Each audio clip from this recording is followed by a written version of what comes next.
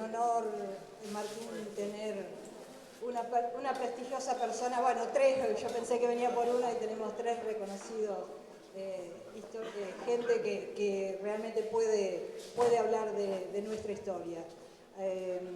Nosotros, yo tengo que decir algo, Osvaldo Bayer, para nosotros, cuando hicimos la lucha por el agua, por el arsénico, un grupo de vecinos el 9 de julio, y logramos un fallo muy importante de la Corte Suprema de Justicia de la Nación. Tuvimos el reconocimiento de tener una nota periodística muy importante, que la tengo guardada, de Osvaldo, reconociendo el trabajo de los vecinos y vecinas del 9 de julio.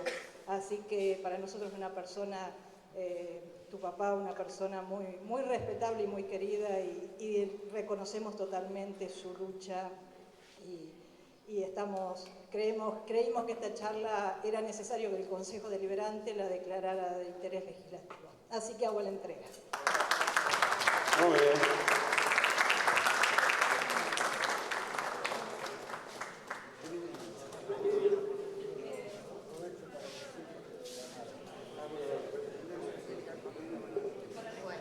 Ah, bueno, para la escuela. La profe que está allá, le vamos a dar. Sí. Muchas gracias al Consejo Deliberante.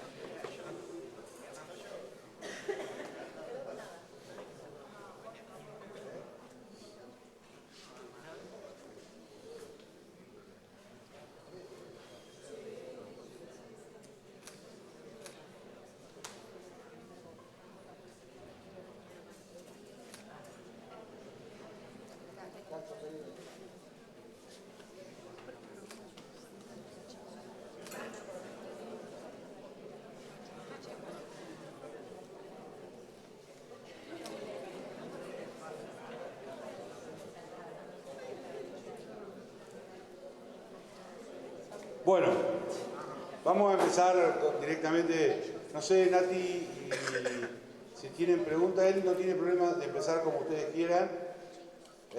Los chicos han trabajado, son un poco...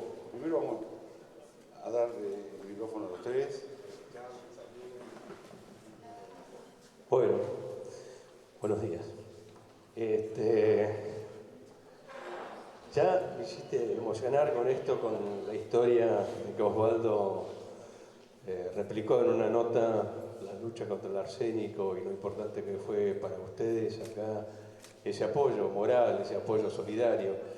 Y la verdad que me sorprendo en estos viajes, lugar al que voy, siempre con alguien aparece que me comenta: Osvaldo escribió sobre nosotros, Osvaldo nos dio un abrazo, Osvaldo estuvo por acá y habló de una charla. Es impresionante lo que hizo este hombre, mi padre, recorriendo el país y apoyando a las luchas, ¿no? Y dándole voz siempre a luchas dignas que no se conocen en el resto del país. Por eso que muy agradecido por este gesto, en la decisión del Consejo Deliberante. Y bueno, ya para empezar, muchos se preguntarán de ustedes, de los chicos, bueno, ¿qué hace este hombre o nosotros tres acá adelante? ¿Qué hacemos hoy acá? ¿A qué vinimos? Bueno, hay dos cosas para mí. Una es estar acá 9 de julio. No es una ciudad cualquiera para la familia, es una ciudad ligada con nuestra historia. Mi mamá se crió acá, se formó acá de niña, vivió varios años acá en 9 de julio, hace muchísimos años obviamente, ¿no? 7, 8 años vivió acá, en los años 30, así que casi 90 años hace que estuvo acá. Imagínense lo que era 9 de julio en aquel entonces, ¿no? Pero ella recordaba con mucho cariño su estancia acá, su niñez acá, y lo recoge en un libro que que escribió en realidad para sus nietos. Ella quería transmitirle a los nietos y a los bisnietos de dónde venía la familia, contar toda la historia. Y entonces el libro le puso el título La vida me ha regalado todo, entre 9 de julio, que es donde ella empieza a tener noción de la vida, entre 9 de julio y Linz junto al Rin. Linz es una ciudad en Alemania donde pasó los últimos años después de tener que irnos al exilio a Alemania durante la dictadura militar, y Linz fue la última ciudad en la que vivió, donde falleció también, justamente hace 10 años. En este libro le dedica muchas páginas a 9 de julio y este encuentro de hoy surgió en una noche en Buenos Aires, estando con Guillermo Blanco, compartiendo unas horas, unas charlas. Empezamos a hablar y Guillermo, que es de acá de 9 de julio, cuando se enteró de esto, dijo, pasame el libro, que lo quiero leer. Está agotado, no se consigue. Pero Guillermo, a través de amigos, consiguió un ejemplar de estos ejemplares, este libro agotado. Exactamente. No, que lo editó la Biblioteca Nacional, no es poco el libro este. Sí, la gestión de Horacio González, el recordado y querido Horacio González. Y bueno, leyó las páginas que le dedica a 9 de julio y me dijo, Esteban, vamos a 9 de julio, tenés ganas de ir, y dije, vamos directamente a 9 de julio y gracias a tus gestiones y tu red de acá que se hizo posible esta reunión. Y el otro tema es hablar sobre Osvaldo, sobre mi viejo, su trabajo como periodista, como historiador, investigador, pero sobre todo como referente de la lucha por los derechos humanos, de una ética y de una moral intachable, y alguien que falleció hace varios años sigue estando presente en muchos lugares de nuestro país. Y es una vida dedicada al periodismo, pero sobre todo al esclarecimiento de nuestra historia, a narrar hechos históricos que estaban ocultos por la historia oficial, de esclarecer. A él le encantaba recorrer el país dando charlas justamente en escuelas, ya sea primarias o secundarias o universidades, en todos los centros de enseñanza, porque para él era la única forma de generar una sociedad solidaria y sembrar semillas. Y él se pasó la vida recorriendo y sembrando semillas. Me comentaba que han trabajado sobre el tema de la Patagonia Rebelde, vieron la película, y muchas veces uno se pregunta, bueno, ¿qué tiene que ver esa historia que pasó hace 100 años en el fin del mundo, en la Patagonia, en el sur del sur? ¿Qué tiene que ver eso con nuestra vida de hoy? ¿Qué tiene que ver esa huelga de peones rurales y esa represión por parte del Estado? ¿Qué tiene que ver con nosotros? Con ustedes chicos que están acá. Y esa es la gran tarea de transmitir. Porque nosotros siempre hablamos que hay que ejercer la memoria de lo que pasó en el pasado para que no se repita en el futuro. Pero hacer memoria significa no recordar fechas y nombres de lo que pasó hace tantos años en tal lugar y que pasó tal y tal y tal cosa. No, es incorporar lo que pasó en aquella época y decir, bueno, ¿qué tenemos que ver nosotros? ¿Qué podemos aprender de eso para nuestra vida diaria? ¿Qué pudieron aprender ustedes viendo la película y analizando esa película? Hizo muchos aspectos.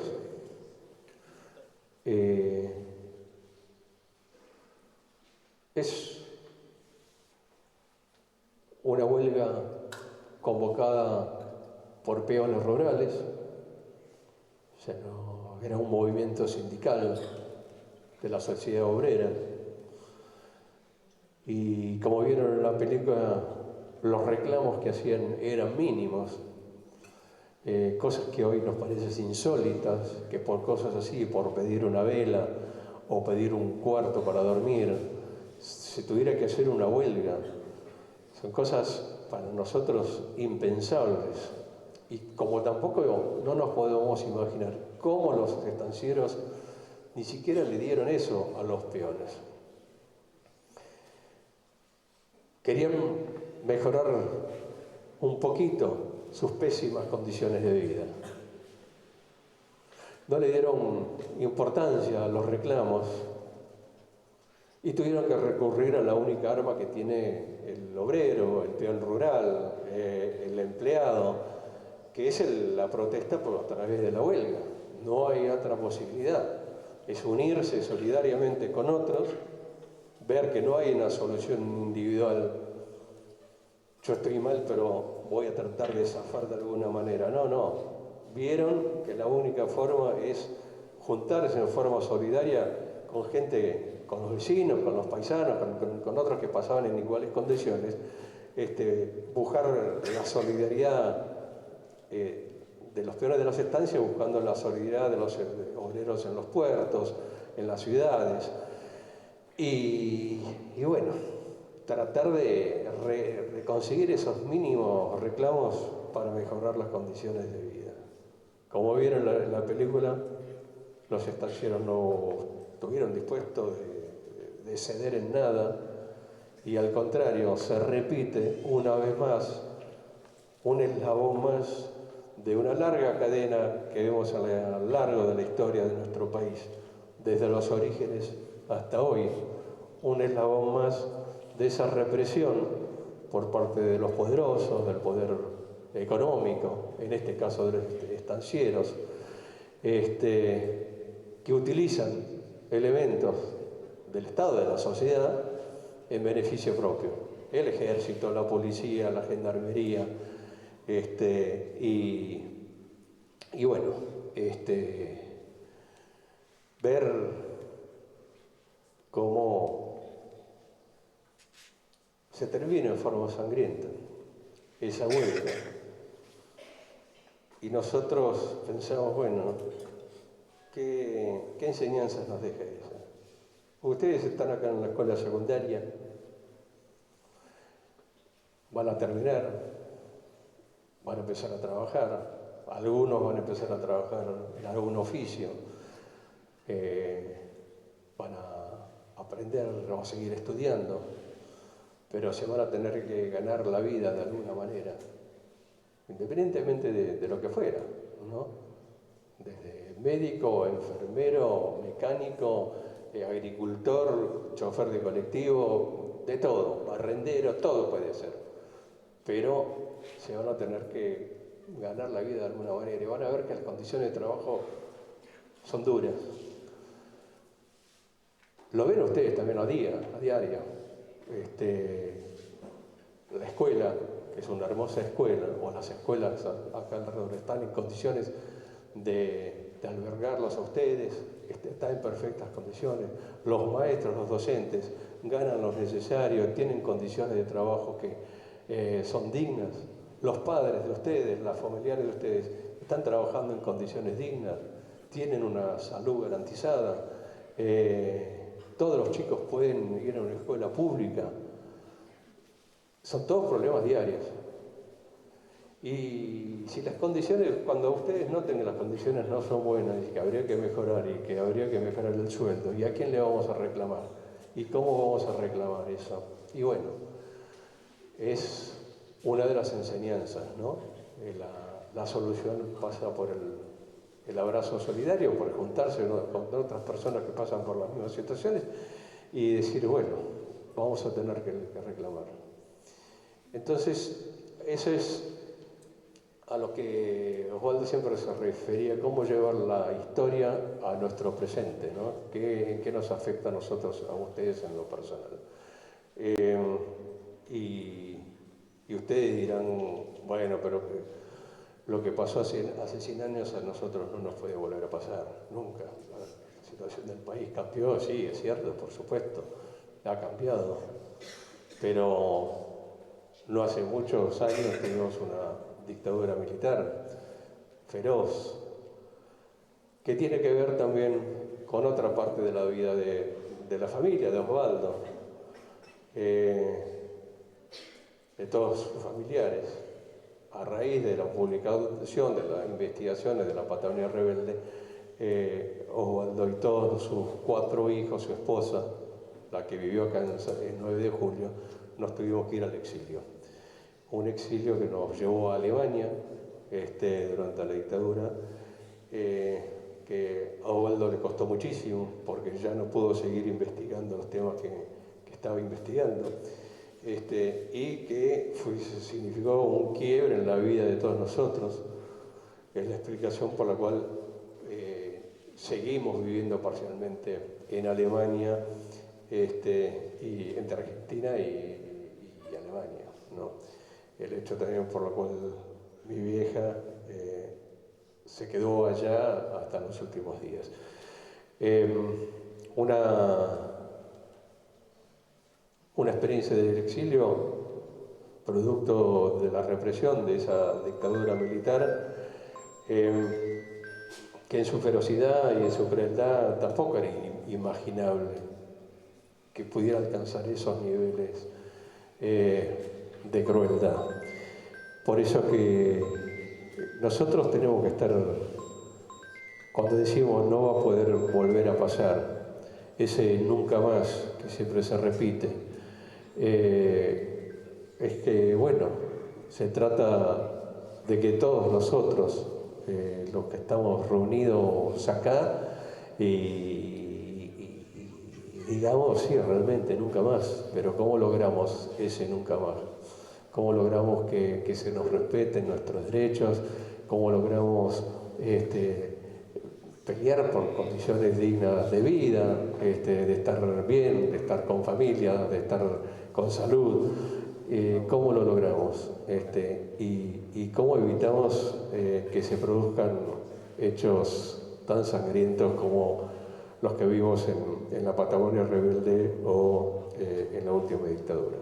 Es una tarea cotidiana, diaria, que no le toca pelearla a algún político, a algún partido o a alguien, no, nos toca a todos nosotros, es una responsabilidad de todos nosotros, de cada ciudadano, de darnos cuenta quiénes fueron, y ese es el otro tema que refería Osvaldo, quiénes fueron los responsables de esa represión en la Patagonia Rebelde y cómo reaccionó la sociedad. Y una masacre de peones rurales que quedó impune, nunca se condenó a nadie por esa represión. Osvaldo recuperó la verdad, esa verdad oculta que se había tapado durante medio siglo, la rescató. La memoria se está ejerciendo hoy a través de monumentos, de homenajes, de reconocimiento de sitios históricos en la Patagonia, donde hoy en toda población, en todo pueblo, hay una referencia a las huelgas, son algo que no existía. Y lo que sigue faltando es la justicia. Por eso que hay familiares que se juntaron, como familiares de fusilados, que se juntaron para presentar, y han presentado una querella ante la justicia para que la justicia declare esos fusilamientos crímenes de lesa humanidad. Entre esos familiares que presentaron la querella está Néstor Daffinotti, el nieto de Albino Argüelles, uno de los principales dirigentes de la huelga y uno de los primeros fusilados. Y si nosotros decimos quiénes fueron los responsables y tenemos que constatar que hasta hoy el poder del Estado, el Estado Nacional, el Gobierno Nacional, nunca asumió sus culpas, sus responsabilidades hasta hoy. El Congreso nunca investigó los hechos. Como dijimos recién, la justicia nunca investigó, nunca se expidió, nunca hizo una investigación. La Iglesia cayó. La sociedad rural nunca dijo, sí, la verdad que cometimos un exceso o un error al señalar a quienes había que fusilar. ¿Y cuántos fueron? Los estancieros sabían perfectamente cuántos peones trabajaban en sus estancias y cuántos fueron fusilados. Y fueron 1500. Y uno dice una cifra, 1500. Y uno no se puede imaginar.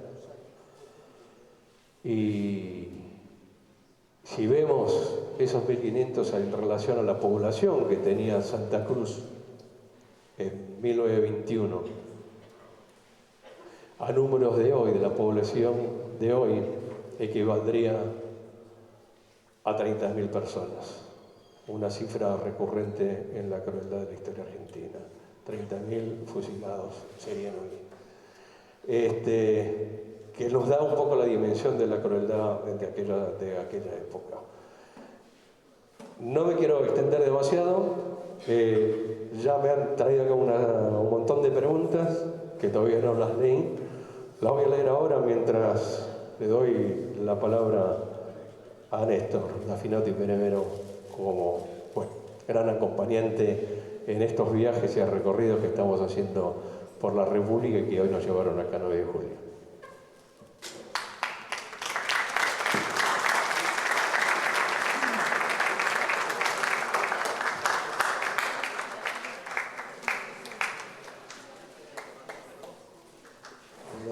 En primerísimo lugar, decirles que el hecho de tener algún vínculo heredado genéticamente de uno de los muchachos que fueron muertos vilmente no me da ningún derecho ni mérito propio, pero sí la obligación de continuar manteniendo viva la idea, aunque le hayan muerto su cuerpo.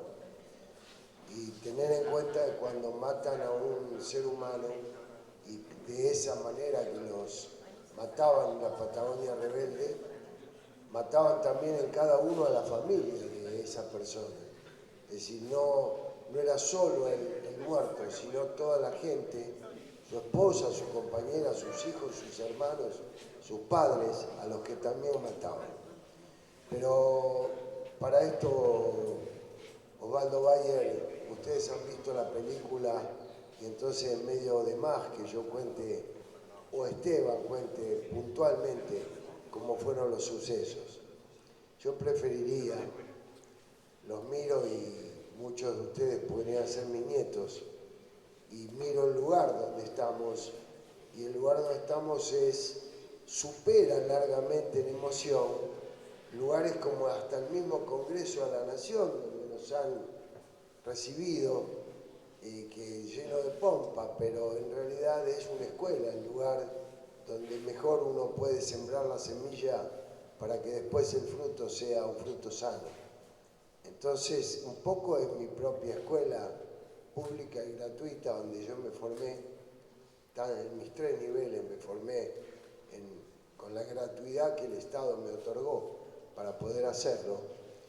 Pero cuando echo un vistazo aquí y veo docentes, alumnos en primer lugar, que viven una condición de igualdad que otorga la escuela y que la van a mantener para siempre. Dentro de 50 años se van a encontrar y van a ser los mismos que eran hoy. Sea uno fraile o abogado o médico, van a ser aquellos muchachos y muchachas que hoy eran de igual a igual gracias al cobijo de la escuela pública. Pero veo delante mío Malvinas, miro para allá y veo a San Martín, veo los pañuelos de las madres, veo aquí el Día contra el Trabajo Infanto-Juvenil, veo la bandera de Carapela, veo valores que entrega a cada uno de ustedes la escuela. Y lo que es más importante, que no se ve porque es etéreo, es la protección definitiva que les va a dar la educación. No hay ningún antídoto, ninguna vacuna que los proteja más que educarse. Por eso estudien en este nivel secundario, traten de prolongarlo en un nivel mejor. Nunca se acaba la posibilidad de seguir aprendiendo, de seguir educándose y ser útiles a sí mismos, a sus seres queridos y a la sociedad que integran. Una sociedad que también es un tanto emocionante hoy, porque decía, están alumnos, están los docentes, pero acá hay un señor que es el que se ocupa del museo, y ese museo significa la historia de ustedes mismos y de un lugar que es donde se están formando y viven, y después algunos se van a quedar, pero otros van a migrar y van a ser embajadores de este lugar, y en este caso Guillermo destila 9 de julio. Uno va andando por los pueblos y de cada uno se lleva un recuerdo. Yo me voy a llevar el recuerdo de que hay una autoridad estatal presente y no ausente ahí en una oficina, que esto no se hace por dinero, sino esto se hace por sentimientos nobles, como el de Martín, que vive entusiasmado con ustedes y con lo que podría y puede aportar. Pero también recordar, y para cerrar esto y darle la palabra a quienes ustedes esperan, que es las preguntas que le han hecho a Esteban, decirles que no fue el primero el asesinato de 1.500 trabajadores. Tampoco, lamentablemente, fue el último, porque a lo largo y ancho de la Argentina han predado a pueblos, ya sea originarios o trabajadores con sus reclamos. No es la primera vez que ocurre, y uno creyó que nunca más iba a ocurrir.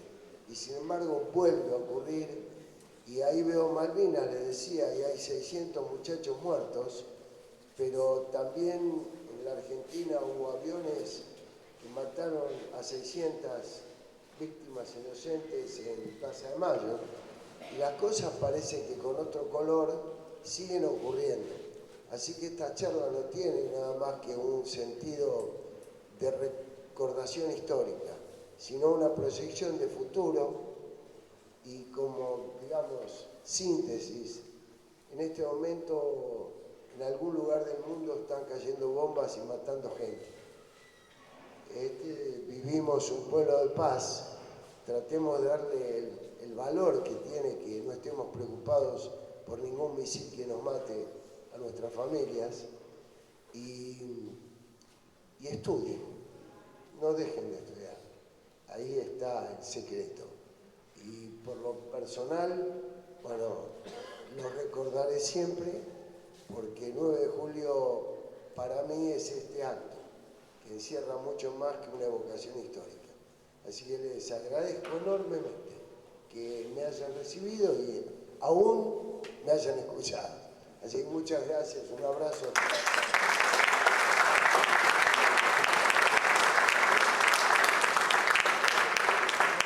Acá Martín le acercó a Esteban algunas preguntas que hicieron ustedes, chicos. Bueno, hay de todo, pero son curiosidades, sobre todo sobre una persona que ustedes no tenían ni idea hasta hace un par de semanas y que hoy evidentemente la tienen. ¿Qué libro, aparte de La Patagonia Rebelde, vos recomendarías a ellos fundamentalmente? ¿O qué tema? ¡Qué pregunta! Hay tantos libros, porque además tan diversos, porque depende de la situación y del momento de lo que uno quiere leer. Hay libros de poesía que son necesarias para que la imaginación vuele. Poesía cuando uno está enamorado y quiere seguir volando como una mariposa. Hay libros de historia que nos ayudan a aprender que nos explican de dónde venimos, qué pasó en el pasado, que nos dice, somos así, nosotros hoy acá, estamos acá porque pasó tal y tal cosa en el pasado. Hay libros de ciencia que aplacan la curiosidad del saber, de decir por qué se mueve la Tierra, por qué no nos caemos de la Tierra, por qué pues somos capaces de ir a la Luna pero somos incapaces de combatir el hambre acá. Hay novelas que también nos acercan a historias algunas veces reales, otras veces inverosímiles. Entonces, es difícil decir qué libro recomendar. Hay libros para todos los momentos. Hay libros que levantan los ánimos, hay libros que aplacan curiosidades. Lo bueno es que hay libros para todos y lo mejor de todo es que hay bibliotecas. Y esas bibliotecas son las que albergan los secretos que se esconden detrás de todos los libros. Eso es lo bueno.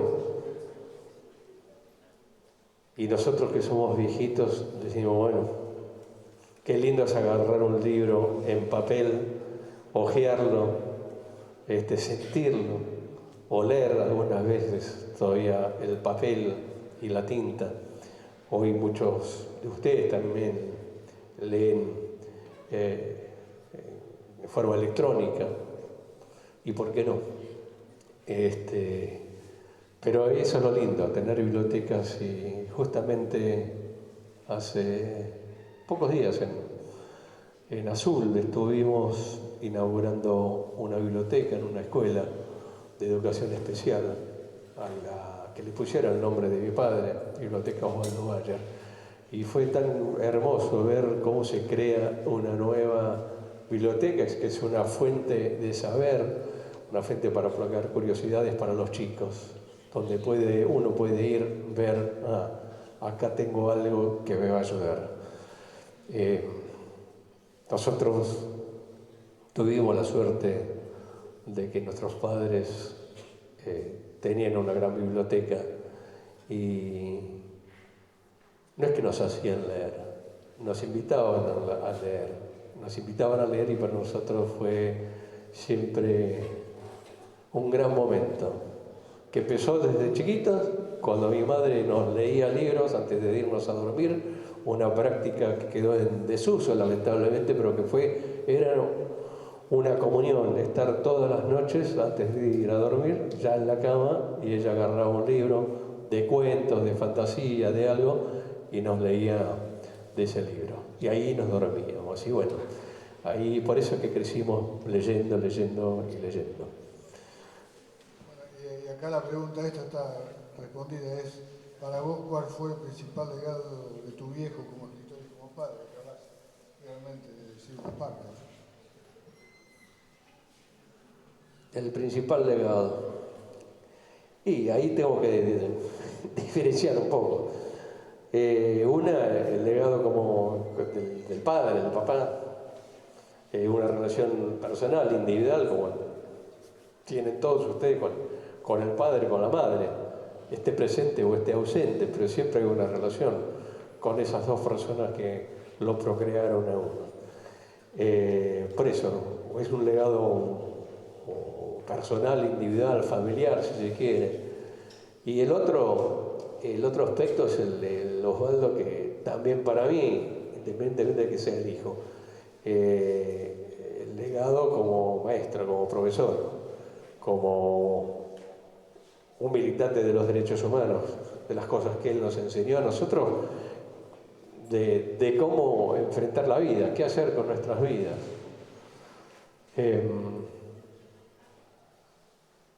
Recién decías vos y invitabas acá a los chicos a estudiar.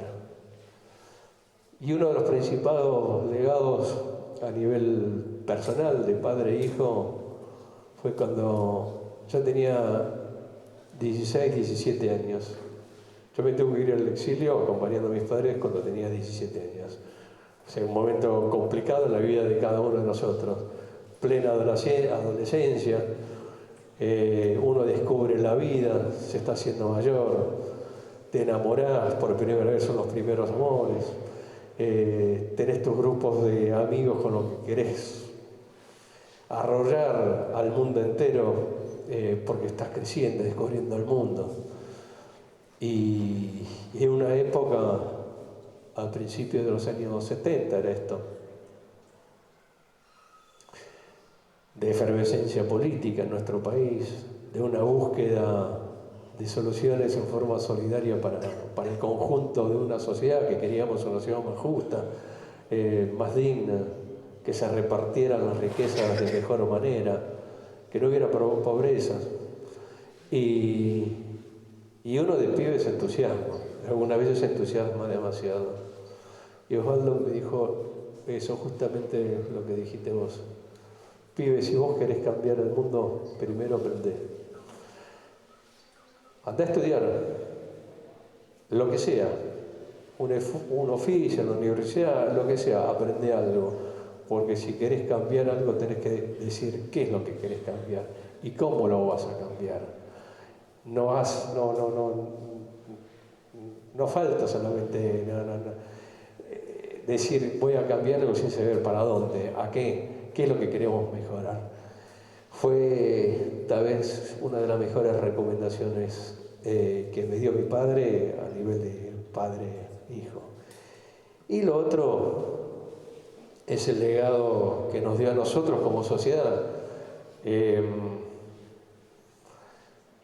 que vale la pena mantener una conducta digna, vale la pena pelear por la verdad, vale la pena mantener una ética y no arrodillarse. A Osvaldo le pegaron mucho a lo largo de toda su historia, pero bueno, siempre se volvió a levantar y una de sus frases preferidas al final de los últimos años siempre fue: valió la pena. Valió la pena esa tarea de él de sembrar y después de tantos años ver que esas semillas estaban brotando por todos lados. Y el ejemplo ese es el recuerdo que se tiene de él en todo el país. Hay una anécdota de Varela, era el asesino, Néstor, era el coronel, el fusilador fue Anaya, pero estaba Varela también, en aquella época, en el 21. Se decía también que del gobierno central había poca comunicación, bueno, que no se sabía demasiado, pero dejémoslo ahí para otra charla. Y hace poco, cuando estábamos en el Tugurio, que es la casa donde vivió el templo de Osvaldo, hay que ver los libros como están, como cuando él vivía. Hay una camiseta de Rosario Central colgada, cuando salió campeón la última vez, Rosario Central, fanático de Rosario Central, fanático.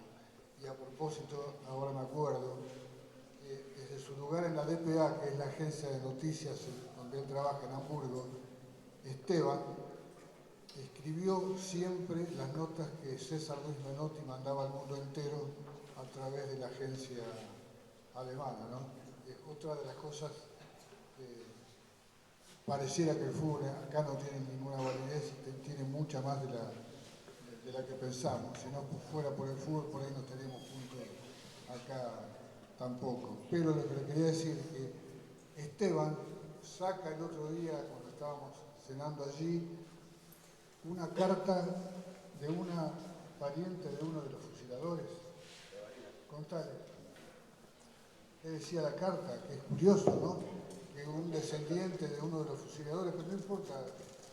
¿Tenés acá? Ah, bueno. No sé si la tengo, no, pero más o menos qué decía, ¿no? No, quería ver, mostrarle esta carta. Tiene una vena alemán que quiere ser perfecta, ¿no? Tiene un momento, un segundito, ahora que lo reviso. No importa. No, es una carta que encontré en el archivo ahí, que es terrible la cantidad de papeles y documentación que hay ahí. No solo sobre la Patagonia rebelde, sino también, como decía, de fútbol, porque le encantaba también eso. A él se lo conoce por los temas políticos, pero él también escribió un libro sobre el fútbol argentino, los orígenes de los clubes, de lo cual después se hizo una película, la historia del fútbol argentino, que narra la fundación de los clubes, los orígenes, muy interesante. Y cuando se juntan estos dos, es como si hubieran leído ese libro 1000 veces, porque empiezan a hablar sobre los orígenes del fútbol hasta hoy, y no se cansan. No, lo maté. Y a ustedes también lo voy a matar, pero les va a gustar. Porque yo lo pruebo a Néstor, que es una Biblia del deporte, fue vicepresidente de San Lorenzo y en algún otro momento puede contar algo que él no quiere porque lo putea, perdón, pero que es así. Por él, Maradona no fue a San Lorenzo. No sé si es poca cosa o mucha cosa.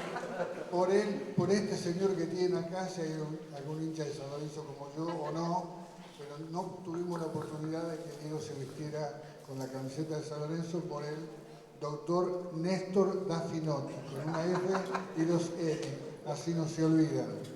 Pero yo le pregunté algo que no me supo contestar y ahí digo, bueno, le gané, porque me gusta también, le gané. Y a ustedes se los pregunto también. ¿Ustedes saben que la selección argentina tuvo un gran jugador del 9 de julio? ¿Alguno lo sabe? Acá dicen que no. Nadie sabe, yo me quiero morir, nadie sabe acá que 9 de julio tuvo un gran jugador de fútbol, y lo engancho con lo que estamos hablando, porque fue 19, 20, 21, en la época de los fusilados. Acá hay uno que me parece que la agarró. No me acuerdo toda la historia, pero bueno, ¿lo quieren saber o no? Sí, pero ¿de qué? Porque de los años 20. Del 14, 15, hasta el 21. Hubo un goleador de 9 de julio que fue figura en la selección argentina de fútbol. Jugaba en Atlético 9 de julio, apellido Izaguirre.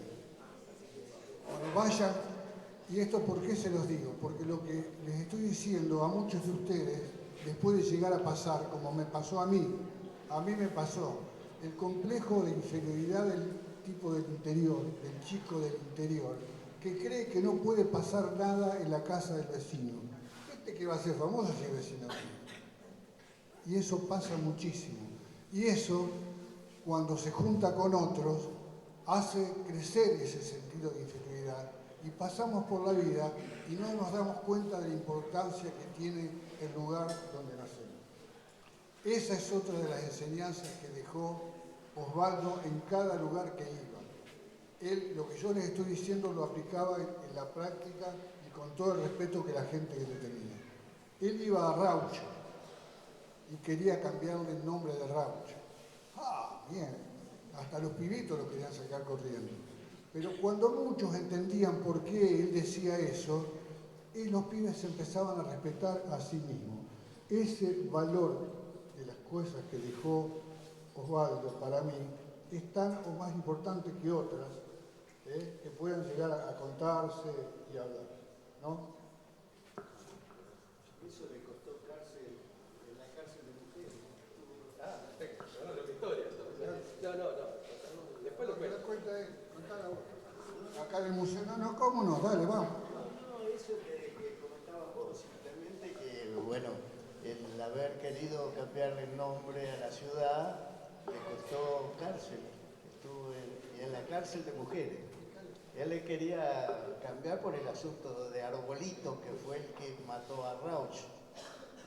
Rauch era un contratado por el gobierno para podríamos decir, de las primeras campañas del desierto. Y bueno, fue muerto por el cacique Arbolito. Y a raíz de eso, Osvaldo propuso el cambio del nombre de la ciudad. Y bueno, nada más. Nada más y nada menos. Si yo pedí volver a dirigirle la palabra porque tengo derecho a réplica. No es cierto tal cual él lo cuenta, porque además si alguien en el fútbol me parece mágico, casi irreal, es Diego Armando Maradona, que por otro lado, si en el mundo nos conocen, cuando uno dice Argentina, es sinónimo de Diego Maradona, ¿no? Más allá del respeto por otros grandes que hemos dado al mundo como jugadores, en este momento Messi, por ejemplo, pero hay tantos otros. No, yo lo que quería rescatar del fútbol, porque uno a lo mejor lo toma como broma, así le ganamos a Boca, a River, pero me parece que en un momento de la humanidad, donde por la tecnología vaya a saber por qué cada vez nos alejamos más de los afectos, ¿no? Cada vez las unidades de amor, como la familia, se van dispersando. El fútbol de alguna manera es una vinculación más cercana. Yo siempre digo, si voy, no sé, en Ceilán y veo un tipo con el pin de Argentina, seguramente uno se acerca y le da la mano. Pero si tiene el de San Lorenzo, le doy un abrazo. Es decir, es un vínculo de afecto más cercano el del fútbol. Y por otro lado, también marca el estado de pertenencia. Ustedes se imaginan a alguien que dice, ¿de qué cuadro son? Y de Chacarita.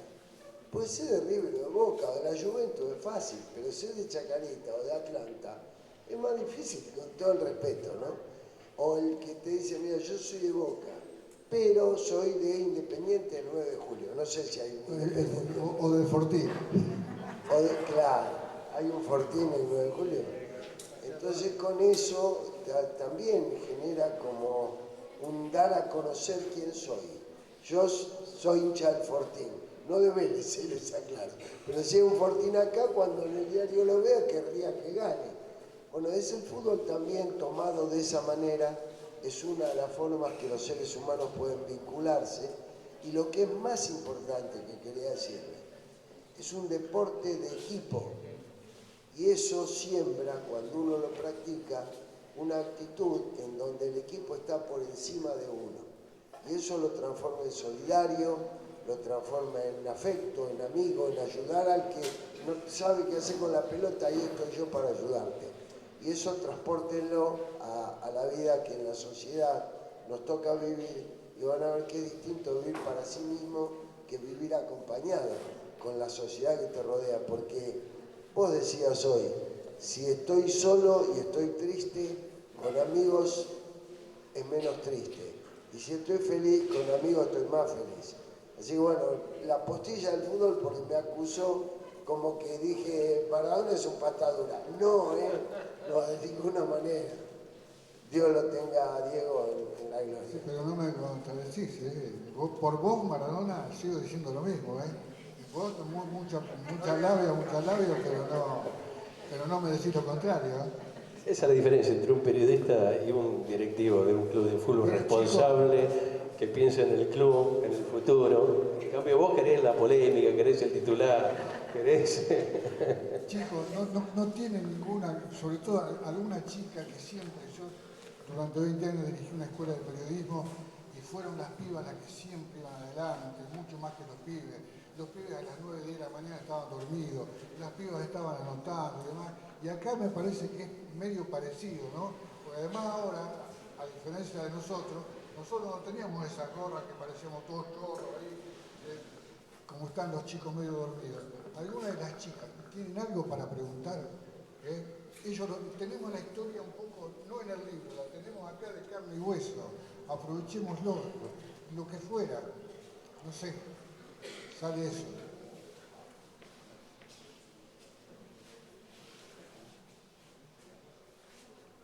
Me están haciendo quedar mal, y yo que soy de acá. ¿Nadie se anima? Una pregunta. Roberto, vos, nada, no te quedó nada.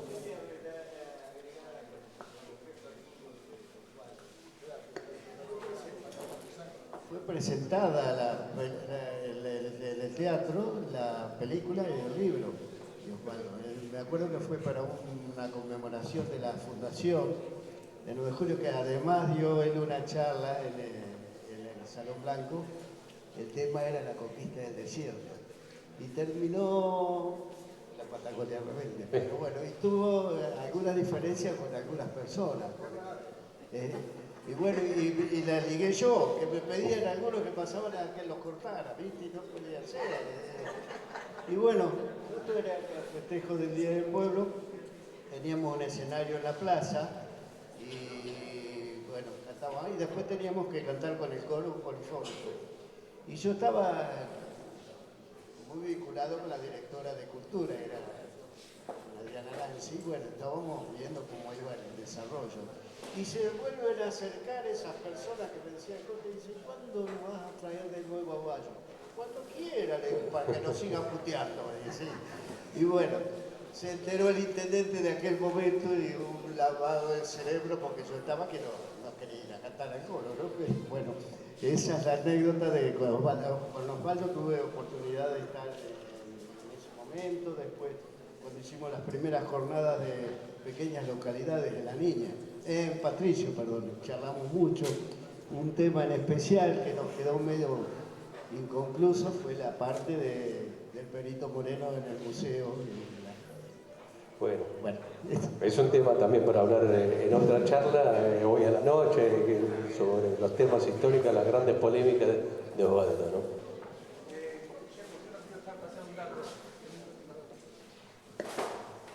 Yo no quiero dejar pasar un dato que no es menor, pero no tiene exactamente que ver con la temática que estamos hablando. Que haya un apellido blanco sentado hoy en esta escuela no es un dato menor. Un apellido que para mí, para mi familia, va a estar en el recuerdo siempre, porque amamos el apellido. Esta escuela, digamos, que esto esté sucediendo acá en este pequeño ejercicio de la memoria, que esto esté sucediendo acá en esta escuela, tiene nombre y apellido. Esta escuela la pidió, la gestionó un blanco, don Jesús Abel Blanco, que eligió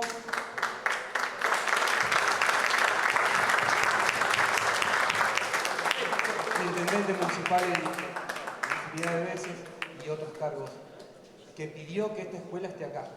No la llevó para el centro de la ciudad, no la gestionó para otra cosa, dijo que esta escuela esté acá.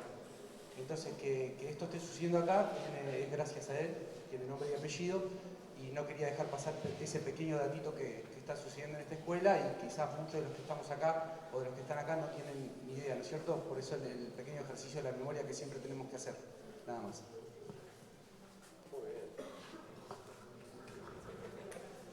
No, los más grandes sabrán lo que significó en la historia del 9 de julio el tío Jesús. Bueno, yo llevo mi segundo nombre, que es Abel, por él también.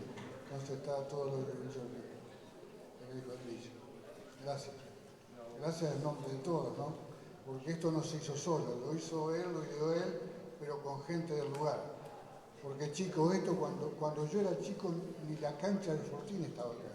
La cancha del Fortín, algunos de los chicos, no los grandes, ¿saben dónde estaba la cancha del Fortín? ¿Algún chico? Algún chico, no un grande. ¿Nadie sabe dónde estaba la cancha del Fortín antes? Bueno, ven las cosas que tenemos que laburar.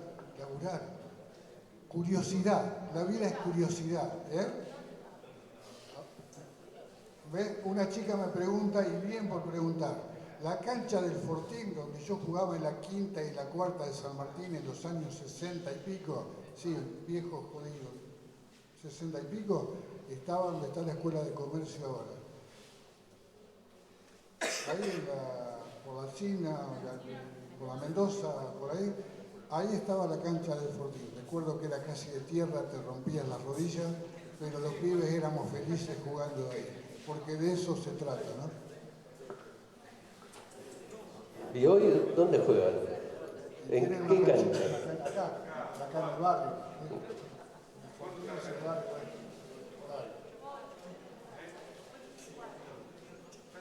O sea que sigue siendo el club de barrio, digamos. Obviamente.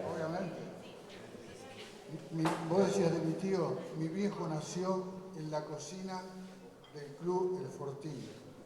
Bueno. En la cocina del club El Fortín parió mi abuelo. Más identificación imposible, ¿no? Igual yo soy de San Martín, no tiene nada que ver. No, pero lo que quiero rescatar es estas historias que están contando también, lo que significa quién fue la persona, qué gestión trajo a esta escuela, el esfuerzo que debe haber sido eso, lograr, porque uno dice, bueno, se armó una escuela. No, detrás de eso hay una historia, un trabajo muy fuerte. Y lo que decían hace un rato, ¿no? Muchos de los chicos de acá se van a quedar acá, pero otros emigrarán a otras ciudades, a otros países tal vez. Pero como Guillermo, sigue siendo más nuevejuliense que cualquier otro, ¿no? Las raíces están acá muy profundas y hace que no solo seas el embajador de 9 de julio hacia afuera, sino que lo sos para la gente de afuera para que vengan acá y conozcan la historia de acá y se junten con los vecinos de acá, y eso es lo lindo. Una vez trajimos a los hermanitos de Diego a jugar Maradona y trajimos al papá y a la mamá, a una hermana. Uno de los chicos ya murió, el turquito, que llegó a ser campeón sudamericano también, quedó al lado. Pero vinimos acá en lo Atlético, hicimos varios partidos de beneficio con el equipo de ellos. Vinieron familias y demás. Fue una jornada, a veces nos encontramos con algunos y se acuerdan del 9 de julio de aquella vez.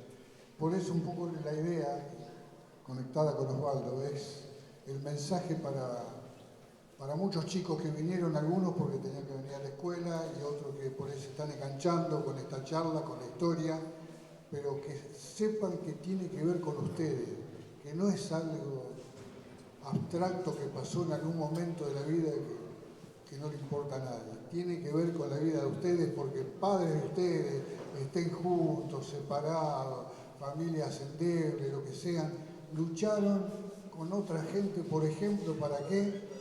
Para que haya una mejor agua, por ejemplo. Y Julia lo sabe a eso más que mucho. Y eso es un valor, porque esto era tierra arada y ahora está la escuela. Y estas cosas no se hacen porque sí, los han hecho antecesores de ustedes. Y ustedes no tienen el derecho, tienen la obligación de estudiar y aprender. Y ustedes van a decir, ¿para qué? No, allá me voy a fumar un porro, ¿qué me importa de lo que están hablando?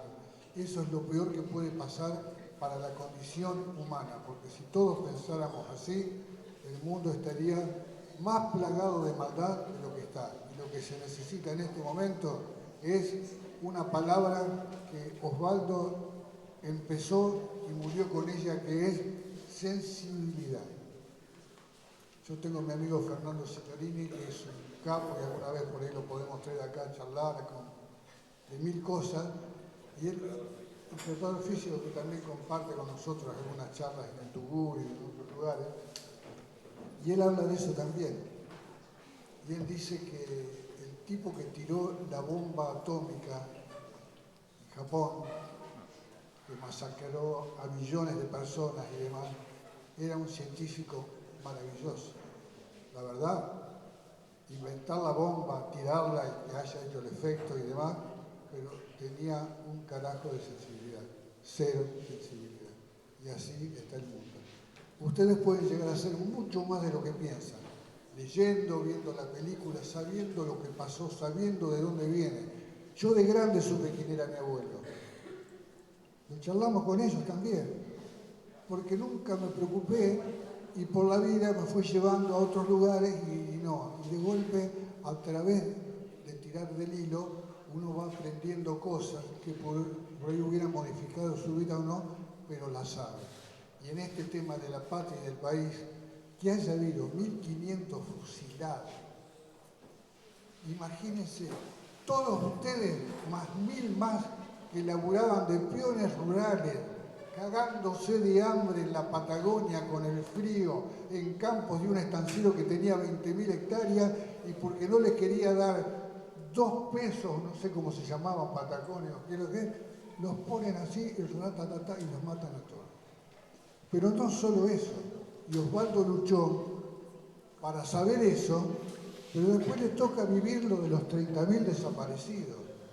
Nosotros, ustedes saben que hubieron desaparecidos del 9 de julio, chicos.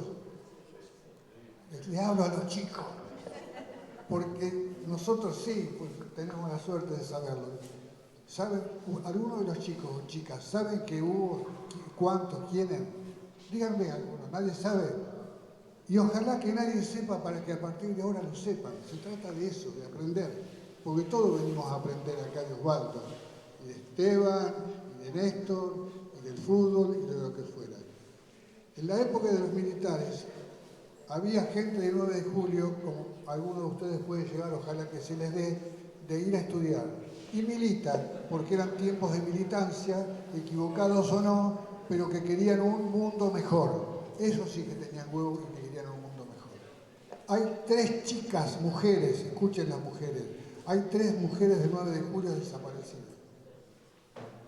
Eran vecinas de ustedes, eran vecinas de acá, respiraban el mismo aire, iban a las mismas escuelas secundarias que los papás de ustedes y demás. Hay 3 chicas, les doy los apellidos. Gassman, Bogliolo e Infesta. Y hubo una cuarta, con la que fuimos compañeros de escuela, que no era nacida aquí, que es exactamente como dice Zulma Maski. Una cuarta de la que muchos se olvidan, pero que también era una hija adoptiva de acá.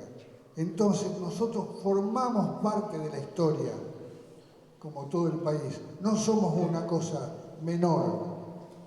Por eso hay que luchar para que no vuelva a pasar.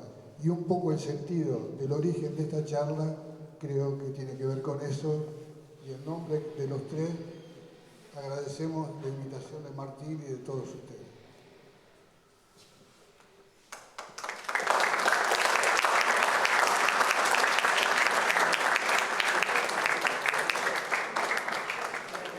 No, y es eso, ¿no? Lo que acaba de decir. Me lleva a pensar en otros temas que nos fascinaba Osvaldo, en sus viajes, sobre todo investigando la Patagonia rebelde. Porque uno dice, bueno, los que están involucrados fueron la gente de Santa Cruz, los peones, los estancieros, todo eso. No, gente acá de la provincia de Buenos Aires, de La Pampa, está muy involucrados, estuvieron muy involucrados, que no conocían la Patagonia, pero que tienen su responsabilidad también. ¿Por qué? Porque fueron, por un lado, estancieros que estuvieron en la sociedad rural y desde la sociedad rural de Buenos Aires se apoyaban lo que hacían los estancieros en la Patagonia. Pero más involucrados estuvieron aquellos soldados conscriptos que estaban haciendo el servicio militar y que eran casi todos, muchísimos, de acá de la provincia de Buenos Aires, de La Pampa, de Tandil, de Olavarría, que están haciendo el servicio militar y de pronto se vieron obligados a vestir el uniforme, cargar sus carabinas, los mandaron a la Patagonia y los mandaron a matar paisanos. Entonces Osvaldo se preguntaba, ¿cómo un pobre pibe que soñaba con ser algo, de pronto es soldado y se convierte en una máquina de matar? ¿Qué pasaba con esas personas? Y ya Osvaldo, de mayor, investigando, viaja a esos lugares y se entrevista con aquellos soldados y les pregunta cómo lo habían vivido de chicos eso y cómo cambió sus vidas. Es como si a ustedes, alguno de ustedes de pronto que quiere ir a la policía porque quiere ser vigilante, cuidador, hacer un bien por la sociedad y de pronto te mandan a reprimir, a matar y eso te va a marcar de por vida. Y lo curioso de Osvaldo fue la reacción del ser humano. 3 completamente diferentes las reacciones. Uno, un soldado que dice que negó todo, no pasó nada, no me acuerdo, nos llevaron y volvimos y la verdad que no sé nada. O sea, un negacionista de decir no sé lo que pasa, no quiero hablar de eso. El otro que lo asumió, sí, hubo que matar y matamos y con mucho orgullo lo hicimos, porque hicimos un bien a la patria, a una supuesta patria y cumplió su deber. A él le dieron la orden y él cumplió con la orden. Y el tercero, completamente opuesto a los primeros dos, quebrado. Quebrado completamente, que nunca superó el hecho de apuntar con su arma a un tipo indefenso y lo mata. Y lo quebró. Un hombre muy católico y que le recriminaba a Dios por qué le había obligado a tener que hacer eso. Y el tipo lloraba y estaba 60 años después, desesperado el tipo. Y lo curioso, en los tres casos, lo coincidente es que de eso nunca hablaron en sus familias. Lo que habían hecho o no hecho en la Patagonia Rebelde, nunca lo hablaron, un manto de silencio. Y Osvaldo se preguntaba, ¿qué hubiera cambiado tal vez en esos chicos, o en sus hijos, o en los nietos, si hubieran hablado y narrado lo que fueron obligados a hacer? Por eso que siempre uno está involucrado en algo, en forma directa o indirecta, y por eso lo importante de saber qué es lo que pasó, a quién le tocó hacer qué cosa. Y bueno. Esteban, acá me muestran que los chicos están haciendo algunas preguntas, pero que no se animan, así que las voy a leer yo. Yo de pibe tampoco me atrevía nunca, en la escuela nunca me atrevía. Ahora hablo, pero porque me enseñó Osvaldo a hablar, pero cuando uno empieza es fácil, ¿no? Así que... Bueno, ahí están queriendo saber si hablas otro idioma. Sí, por suerte sí. Bueno, tuve que aprender alemán cuando fui a Alemania. Lo hablo bastante bien. Es mi segunda lengua, hablo inglés. Bueno, mis hijas, mis nietos, mis amigos alemanes me dicen, ¿cómo cometés tantos errores después de tantos años en Alemania? Seguís cometiendo barbaridades de errores. O sea, no lo hablo a la perfección, pero bueno, bastante bien. Hablo inglés, un poco de francés y uno se las rebusca en portugués e italiano. Pero, muy buena pregunta. Porque, muy buena pregunta, porque eso de los idiomas es algo fundamental. Sin los idiomas realmente hoy en día estás perdido. No solo si te vas a vivir a otro país y dejar la Argentina y te vas a vivir a otro país. También acá, el futuro pasa por los idiomas, ¿no? Hoy no tenés que irte para hablar en inglés o para saber. En internet te metés y cualquier idioma, si lo sabes vas a ser mejor. Sí. Pero eso, además que el aprendizaje de un idioma te abre la cabeza, no solo porque aprendes técnicamente a decir palabras y frases y adjetivos y sustantivos y todo eso, no. Te abre la cabeza hacia otras culturas y te permite comunicar con otras personas, con otros seres humanos. Y hoy, con la facilidad en los tiempos de ahora que te permite viajar alguna vez hacia el exterior y hablar otro idioma, la verdad que es triste pasar por un país sin poder hablar con la gente de ese país. Néstor está callado, pero tiene 5 hijas profesionales y andan por el mundo en gran parte porque saben idiomas también. Yo creo que es importante que nos leas qué quieren saber los muchachos. Sí, no, justamente ahora le toca a usted. Sabías, Por eso le di importancia. Quieren que aclare por qué Maradona no fue a San Lorenzo.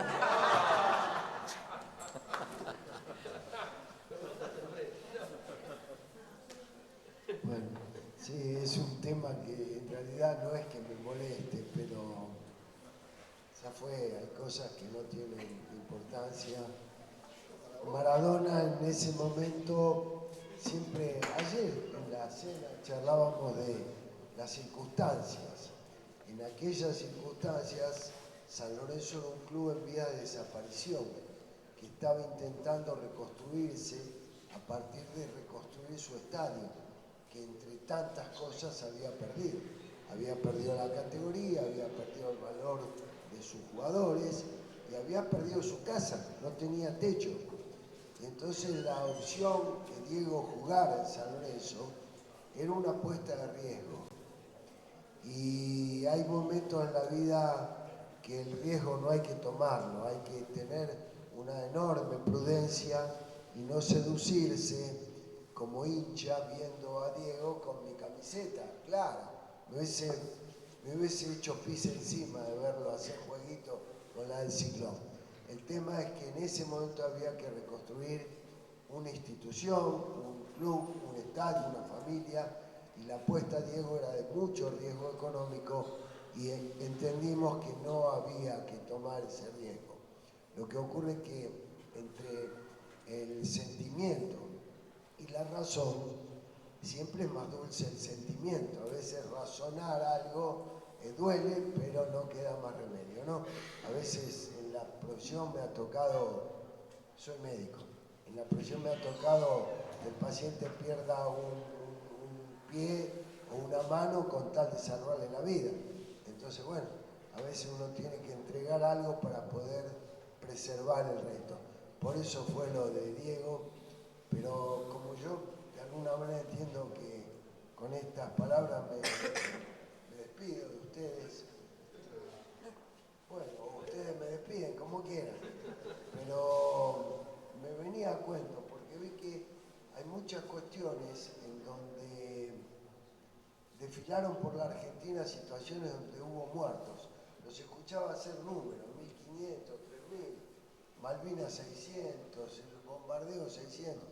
No hay ninguna razón, no hay, que justifique que un ser humano le prive de la vida a otro. No hay. Nunca permitan que alguien le prive de vida a otro, ni lo acompañen, que es lo peor y es lo más innoble, hacer silencio, porque el silencio es cobardía, es apañar un crimen. Siempre en contra de los que matan, siempre a favor de la vida. Es el mensaje que creo les puedo, sin odio, porque de alguna manera son nietos desaparecidos, en otra época, pero al final es lo mismo. Sería el 141, diría, ¿no? Que felizmente acaban de recuperar a uno de ellos. Bueno, muchas gracias.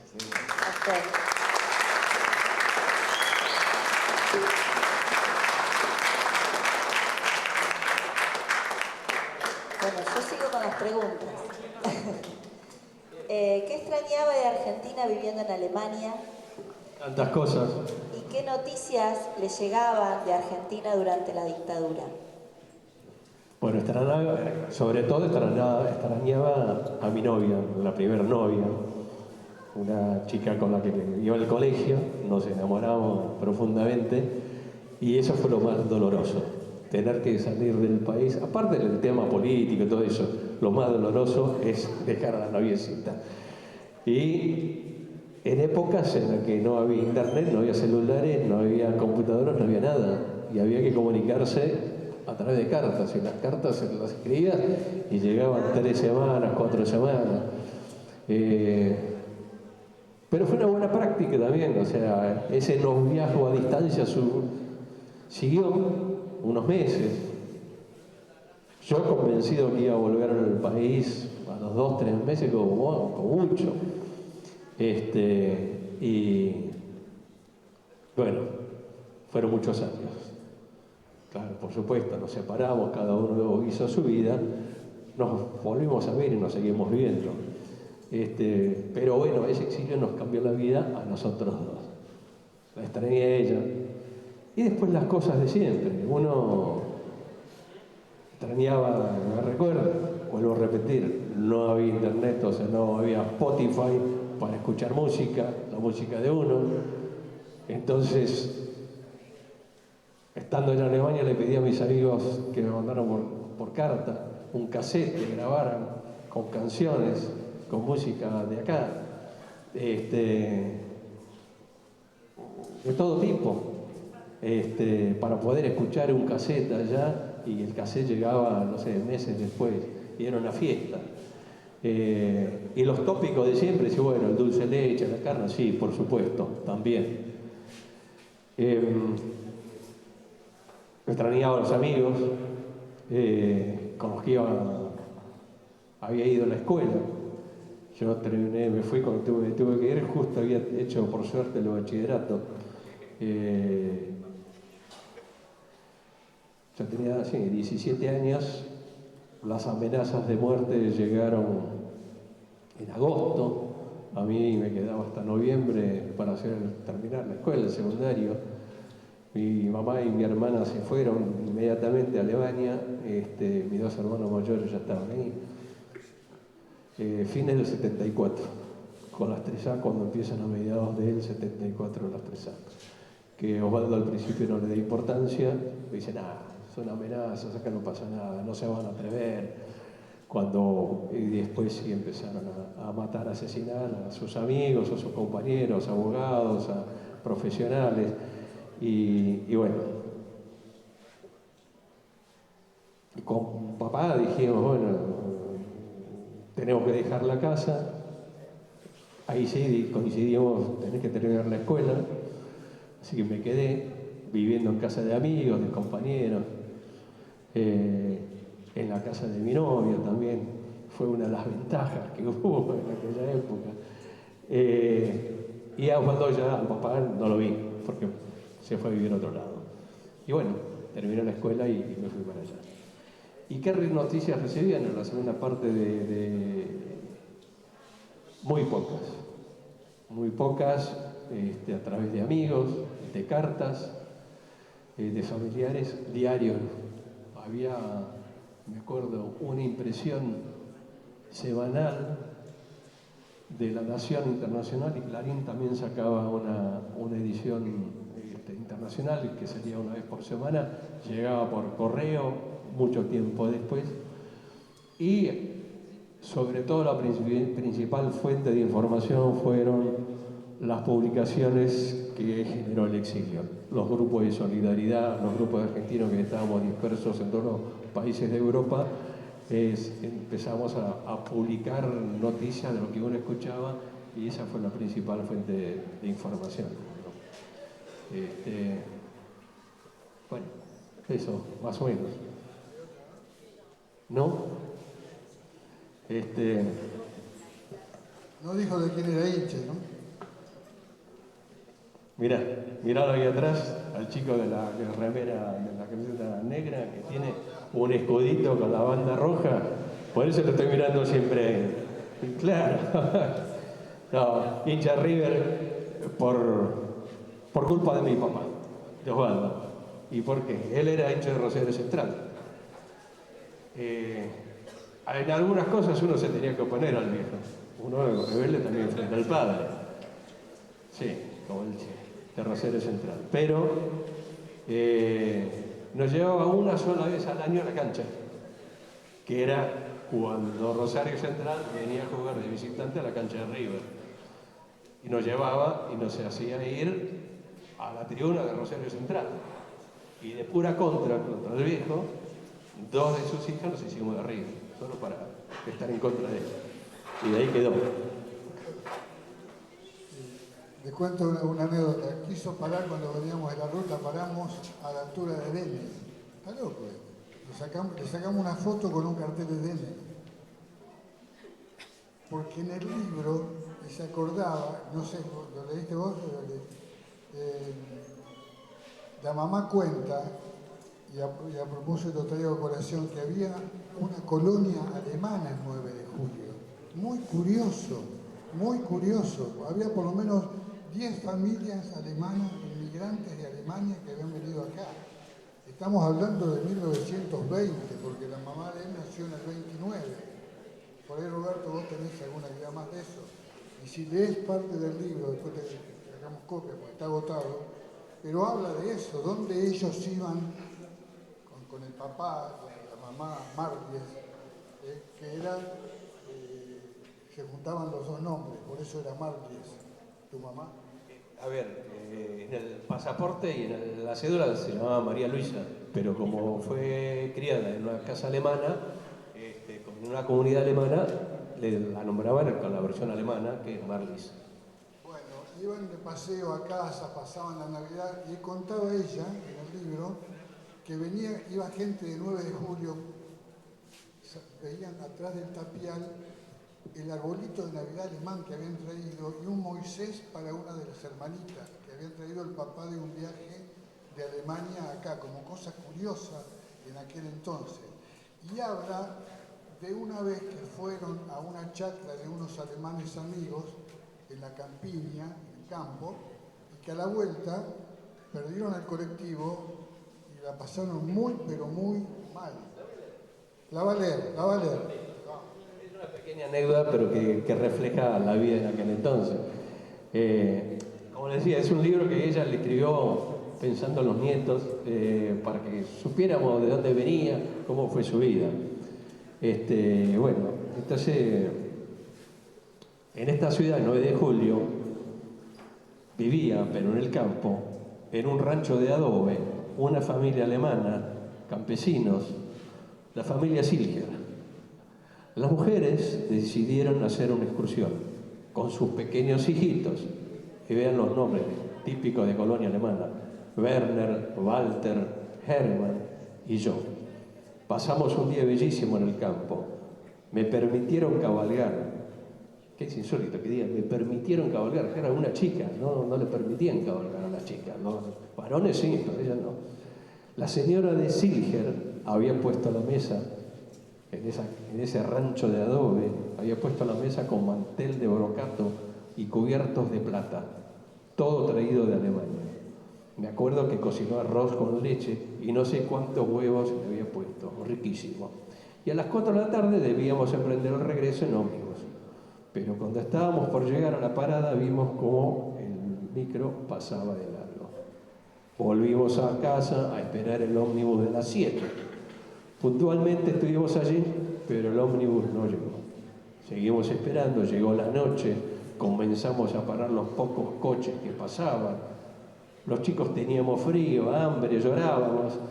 Finalmente a las 10 de la noche paró un auto de la policía y nos llevaron a la estación de DNI. Allí tuvimos que esperar el tren de las 12 de la noche que nos llevara a 9 de julio. Fue una aventura que me quedó grabada. Por eso quise sacarme la foto en el cartel de entrada. Y hablaba que iba a la panadería de Gobelli. Está en el libro, pero estaba en otro lugar. No sé si alguno sabe dónde estaba. Por la calle Beria, no sé por dónde era. Porque ahí trabajaba un amigo de ella, de la familia, que era alemán también. Fíjense lo que era la gente alemana el 9 de julio, ¿no? Que era pastichero, el hombre alemán, que era amigo de ellos y lo recuerda. Y otra anécdota que tiene que ver con 9 de julio y con el fútbol, y con la historia, y cómo le quedan grabadas las cosas, ¿no? A uno. Mi mamá nos traía de chicos de vez en cuando acá, porque su mejor amiga de toda su vida era una chica, Raquel Peruso, de La Pampita, su mejor amiga de toda la vida, que compartía la niñez y se siguieron viendo hasta los últimos días. Sí, vino muchas veces y de vez en cuando nos traía acá de pibes. Y para nosotros era una fiesta porque nos alojábamos en la casa al lado de los Perusos, que tenían la panadería, y nos llevaban a la cuadra. Nos hacían levantar a las 4 de la mañana para ver cómo fabricaban las facturas, el pan, todo eso. Y para nosotros, pibes, yo tenía 9, 10 años, era una fiesta espectacular. Nos permitían agarrar con la mano el dulce de leche, tambores así enormes de dulce de leche, de crema. Me agarró un empacho como nunca, porque había comido demasiado, quedé de cama. Me acuerdo como hoy. Y la otra cosa que me marcó, el fútbol. Aquí, en esta ciudad, vi mi primer partido de fútbol en el año 67, blanco y negro. A ver, ¿algún futbolero en el 67, ¿qué pasó en el país? No, nadie sabe. Perdón, los grandes tampoco se acuerdan un gran partido a nivel mundial que hubo en el 67. Bueno, yo me quedo aquí. Racing campeón del mundo. Ahora me pasa siempre lo mismo, que es tranquilo. Después todos lo saben. El gol. Bueno, pero que cuente lo que vivió en ese momento. No, estando acá, nosotros en casa en Buenos Aires no teníamos televisión, mis viejos se negaban a que tuviéramos televisión, y claro, cada vez que podíamos ver, nos entusiasmábamos. Y bueno, estando acá, ya superado el empacho y todo eso, vi mi primer partido en blanco y negro, la final de la Copa Intercontinental, Racing contra el Celtic, en Montevideo. Gol del Chango Cárdenas, un taponazo inolvidable. Y bueno, fue una fiesta. Me acuerdo que esa noche después nos invitaron a un asado, los Peruso, y nosotros estábamos como acostumbrados a cenar muy temprano. Me dijeron, no, hoy va a haber asado. Y eran las 7 de la tarde, no pasaba nada, 8 de la tarde, nada, de 9 de la noche, nada. Empezaron a hacer el fuego a las 11 de la noche y nosotros para nosotros fue una cosa insólita esa. Y comimos un asado fantástico. Bueno, para que los chicos sepan y vean que antes de ustedes también hubo vida, ¿no? Porque es importante saber eso, ¿no? Porque muchos piensan que todo nació con Messi, con Maradona, y de Maradona para atrás, no sé si se acuerdan mucho algunos, por ahí algunos de Bochini, porque tiene alguna presencia, o lamentablemente a Ruggeri que aparece, por ahí podría darle paso a otro que deje algo más interesante, más profundo. Pero bueno, son cosas de la época que estamos viviendo. No, lo curioso va a ser, les vaticino algo del futuro. Cuando sean mayores, tengan nuestra edad, ustedes tal vez hablen con su vecino, con los nietos, con una escuela, y le van a preguntar, como pregunté él, ¿alguien de ustedes sabe quién fue Maradona? Y va a haber silencio, porque nadie se va a acordar. Eso es lo insólito, los tiempos cambian, las vivencias, las memorias van cambiando, pero son los nombres los que cambian, las experiencias son las mismas. No, sí, agregar que el futuro está en ustedes, que cuando piensen en una escuela pública, en un hospital público, cuando piensen que el Estado tiene que estar presente para que no haya arsénico en el agua, cuando necesiten caminos en condiciones como corresponde, cuando necesiten que les den un crédito para construirse una casa, todo eso la democracia nos ofrece los instrumentos, no quiero decir la palabra arma, los instrumentos necesarios para encaminar nuestra sociedad argentina hacia ese destino y no hacia un mercantilismo donde el ser humano es lo último en preocuparse es el ser humano cuando debiera ser eso lo primero. Así que bueno, pues, estamos aquí para recrear un vínculo que no les resulte a 9 de julio o a cualquiera de las ciudades del interior tan lejano, desde el centro de la Argentina y hacia todos los rincones, la cultura, el compromiso, el amor por su tierra, están presentes y en cada momento y en cada día. Así que ojo cuando nos den la oportunidad de cambio. No la perdamos, no la desaprovechemos.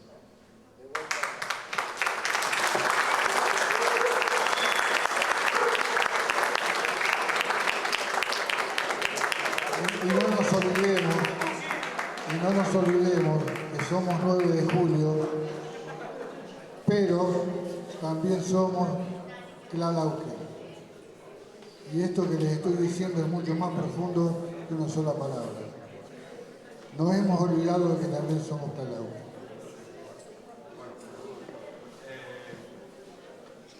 La verdad que muy emocionante todo lo que han comentado. es un orgullo. A ver, ¿usted me conseguí una guitarra criolla? Porque acá el amigo Guillermo tiene una canción muy linda sobre el 9 de julio y quiero que la escuchen, si me hace el honor de tocarla, si te la acordás. Ah, no, ahí vamos en esta escuela. La verdad que estamos muy orgullosos, queremos que se hayan sentido cómodos.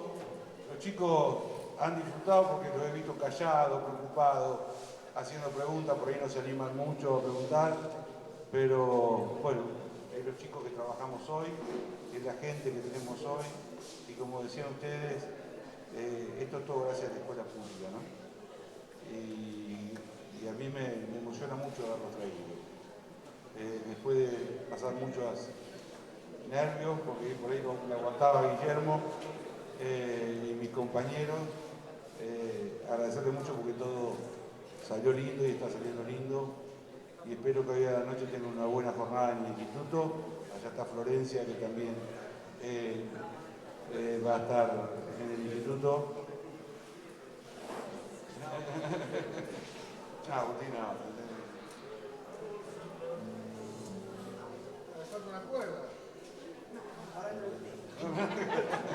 El profesor de matemáticas, así que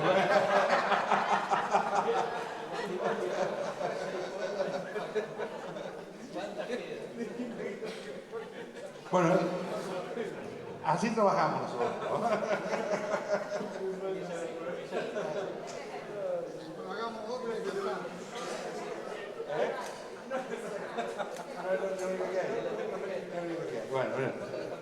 Bueno, a la noche la va a cantar seguro. Venga, Agustín.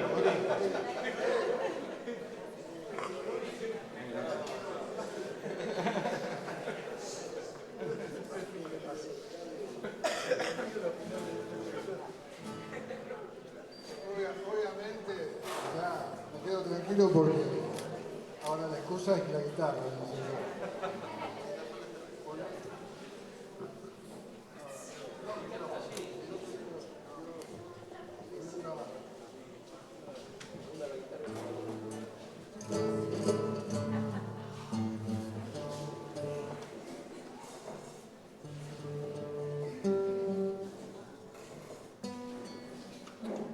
No es lo mismo, en serio.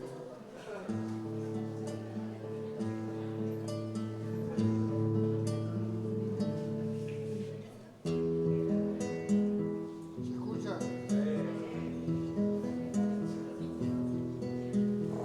Sos mi 9 de julio, paraje Clalahuquén, 3 lagunas que mojan mi recuerdo y mis pies, tan lejana en el tiempo, se quedó mi niñez en la Plaza Belgrano, en el parque también.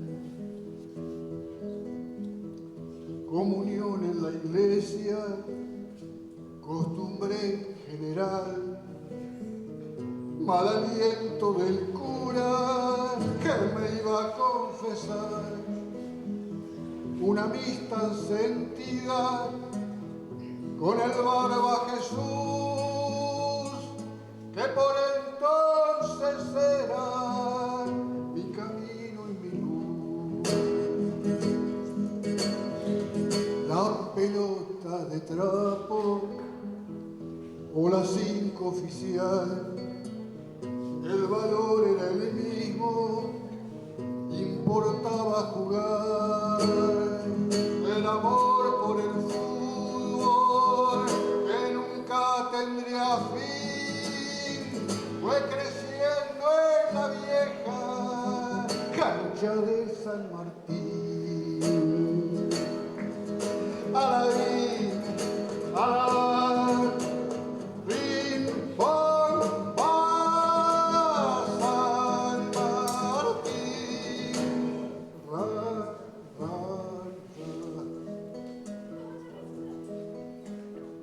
Un racimo de hermanos y de amigos también, masillar los autitos, qué lindo era el TC, barriletes, bolitas, el calor de mamá, la bicicleta usada, fiel amiga gastada, sorpresa de papá.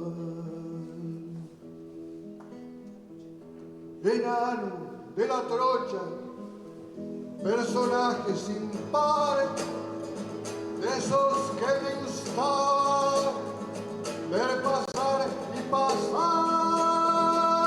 como el loco diciendo, hablando por hablar, caminando apurado, mirando a todos lados, que querría encontrar. Sos mi 9 de julio, o mejor, Yalauquén, 3 lagunas que mojan mi recuerdo y mis pies, tan lejana en el tiempo se quedó mi niñez, en la plaza Belgrano y en el parque también, en la plaza Belgrano, tomados de la mano y en el parque también.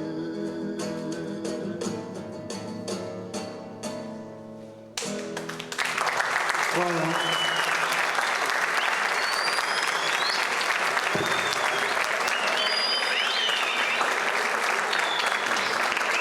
Gracias. Quería terminar con esa canción. Toda la emoción en esta canción se dedica también a 9 de julio.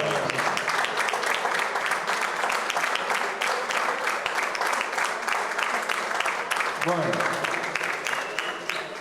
lo que pasamos de infancia, no conocíamos antes. Todavía la bicicleta del enano de la trocha está en el museo, ¿no? No sé si la han visto, está en el museo. Bueno, gracias. Le damos un fuerte aplauso.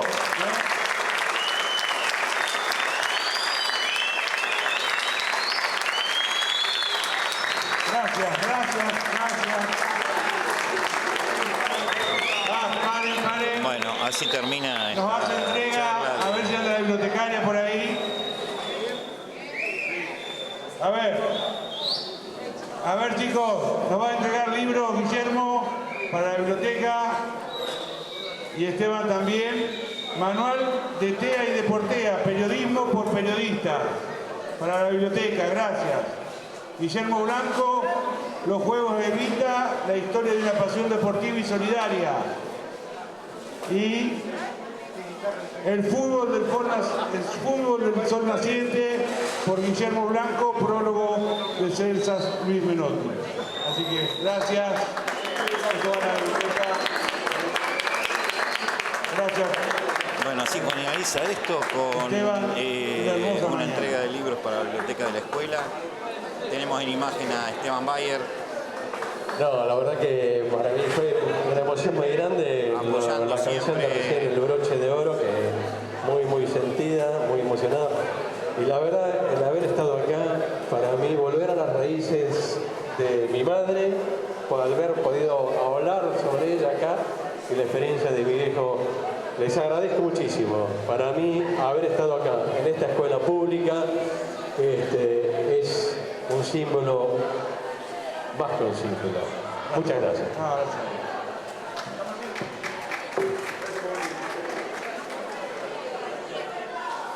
Bueno, nos despedimos ahora. Intentaremos hacer alguna nota que va a salir por Instagram. Luego veremos de sumar videos y muchas gracias. Nos despedimos de esta transmisión. Va a subir esto en diferido porque no hemos tenido posibilidad de tener buena señal para la transmisión en directo. Gracias. Los cursos tienen recreo ahora porque es la hora del recreo, está el cambio de profe, ¿sí? Hay recreo ahora.